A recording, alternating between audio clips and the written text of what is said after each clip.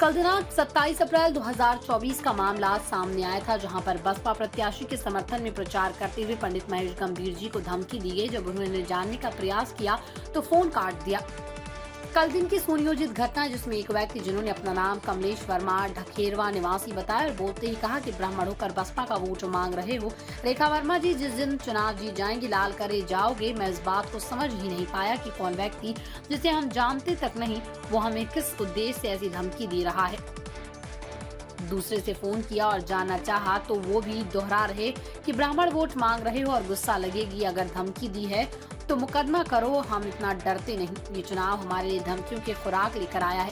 ये दुखद है कि चुनाव में अपने प्रत्याशी के लिए वोट मांगने के बजाय धमकी देकर चुनाव जीत रहे हैं। हम लोकतांत्रिक देश में चुनाव लड़ सकते हैं, किसी भी प्रत्याशी का समर्थन कर सकते हैं। उसके लिए यदि आप चुनाव जीते भी तो आपको इस पर ध्यान रखना होता है कि क्या विकास करना, न कि ये तैयारी की जाती कि किसी रहने नहीं देना है, किस पर मुकदमा लिखवाना है, किसी जान से मार देने की धमकी देना है।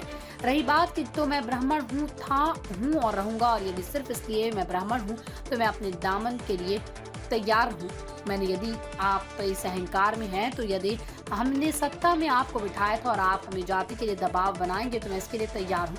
लोकतंत्र पर्व है, मतदाता स्वतंत्र है, इस किसी पर कोई दबाव नहीं बना सकता। लेकिन भारतीय जनता पार्टी के लोग तानाशाही रवैये को देखते हुए धमकी देने का काम कर रहे हैं। भारतीय जनता पार्टी के प्रत्याशी रेखा वर्मा की जगह पर विरोध किया जा रहा है। लोग कह रहे हैं कि हम संसद को पहचानते तक नहीं, कुछ भी विकास कार्य नहीं कराए। अब देखना ये होगा कि 4 जून को नतीजे आएंगे, जनता किसको सांसद में भेजती है, किस पर भरोसा जताती है।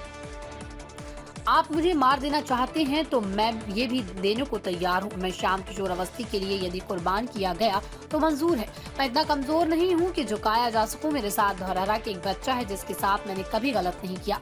मैंने किसी एक व्यक्ति की किसी जाति के नाम पर अपमानित नहीं किया। जितनी क्षमता रही उतना सहयोग किया। सोशल मीडिया पर वायरल किया गया, ग्रुप पर वायरल किया गया। धौरहरा की जनता जिंदाबाद।